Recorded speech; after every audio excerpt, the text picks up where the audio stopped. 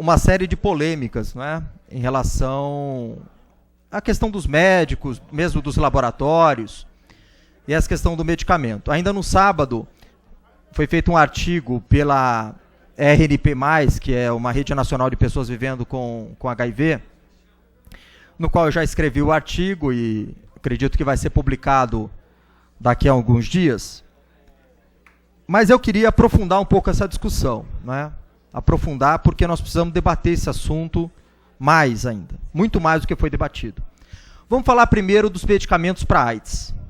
O que não se fala no Brasil sobre AIDS, o que não se divulga sobre AIDS.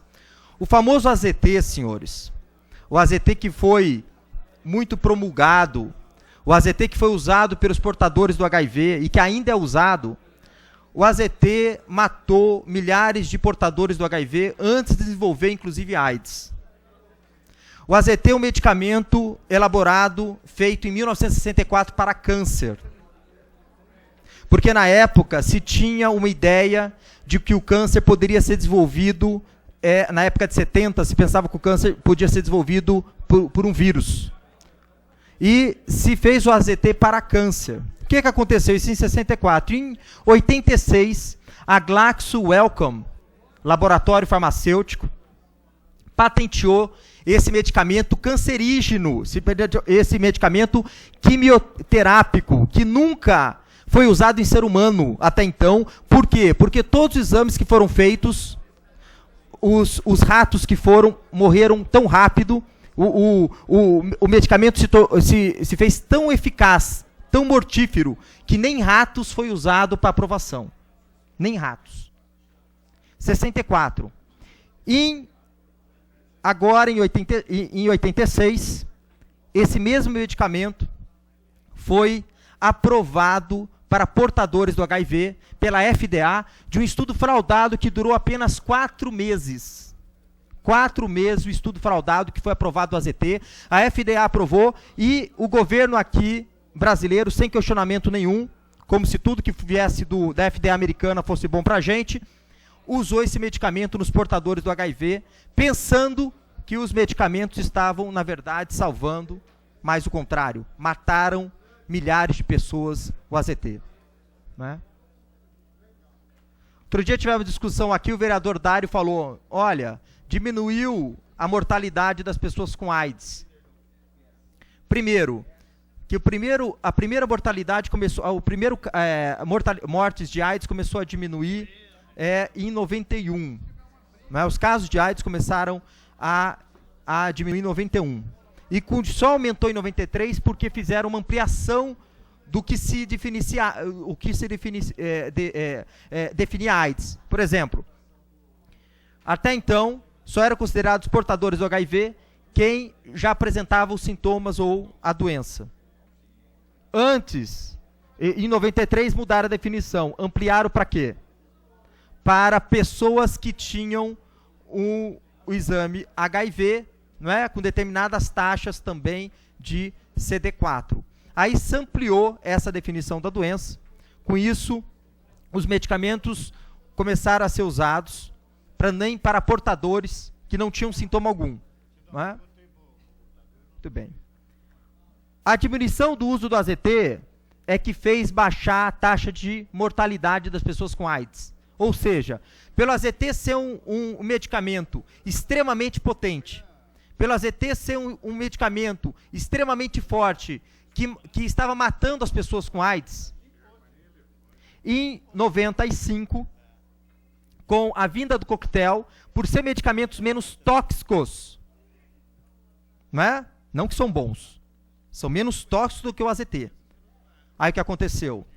Se diminuiu a mortalidade por causa dessa questão, dos coquetéis. Só que não é pequeno, não. A toxicidade do coquetel é uma toxicidade enorme, senhores. Não é? Muito grande.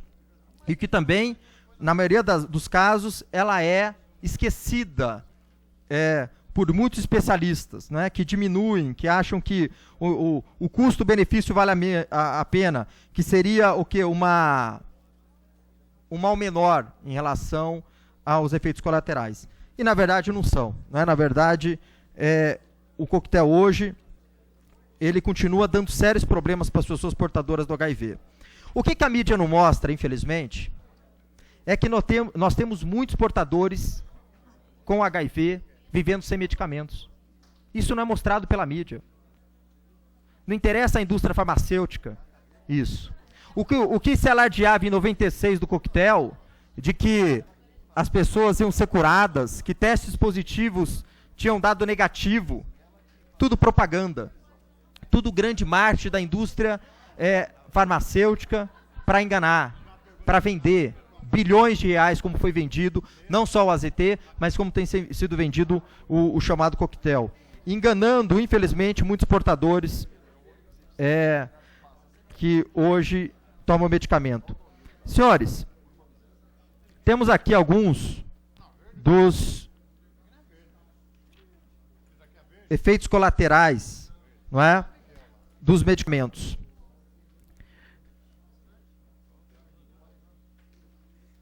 Olha aqui. Dor de cabeça, febre, náusea, vômito, diarreia, lesões bucais, dor abdominal, extrema fadiga, disfunção sexual, sensação de mal-estar geral, erupções na pele, uma reação de hipersensibilidade que pode resultar em morte súbita, dano ao sistema nervoso, edema e outros problemas do fígado, cálculos renais, aglutinação de hemácias nos rins, deformações físicas que incluem córcoras de búfalo, não é? Grandes depósitos de gordura aqui na nuca, não é? Bochechas afundadas, afinamento dos membros, diabetes, doenças coronárias, aparecimento de várias infecções oportunistas, incluindo retinite por CMV, infecção viral que pode levar à cegueira, hemorragia espontânea nos hemofílicos. Esses efeitos colaterais são considerados o mal pior, ou o mal menor. Desculpa, não o mal pior, o mal menor em relação à AIDS. E que, na verdade, estão fazendo muitos portadores ter subvida. Não é? Subvida. Não a vida na sua plenitude. Agora, se tem alternativas de tratamentos. Se tem alternativas muito mais naturais. O próprio Globo Repórter mostrou o ano passado o chamado coquetel verde, que está sendo usado por alguns portadores do HIV de pesquisas naturais. A mesma universidade que pesquisou isso vendeu para a China, porque lá ocorreu com sucesso o combate à pneumonia asiática, que estava também matando muita gente na China. E colocou esse exemplo, está sendo usado por portadores, sem nenhum efeito colateral. As pessoas continuam tendo uma vida normal, portadores sim do HIV, com imunossupressão, ou seja, com um problema na sua imunidade, na sua defesa, uma baixa resistência, mas aumentando essa defesa com formas naturais. Né? Agora, aqui no Brasil, quer se tratar tudo com medicamento, porque isso interessa muito à indústria, porque nós falamos aqui os interesses que tem muitos médicos com isso também, porque também tem muitos médicos mal treinados. O Antônio Carlos Lopes, presidente da Sociedade Brasileira de Clínica Médica, falou isso em 2003, infelizmente não mudou nada de lá para cá, na revista Época, falou que 90% dos médicos que estão se formando, no máximo, podem tratar uma diarreia. O presidente da Sociedade Brasileira de Clínica Médica, no máximo, podem curar uma diarreia. Não entendem o que estão prescrevendo, são doutrinados pelos propagandistas médicos.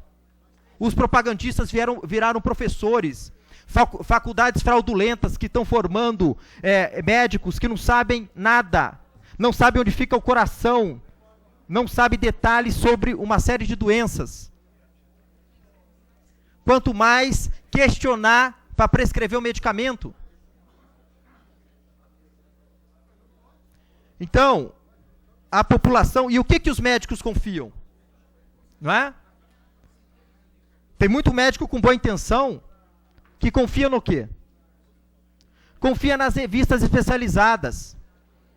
Só que revistas especializadas como o Jornal da América, da Sociedade Médica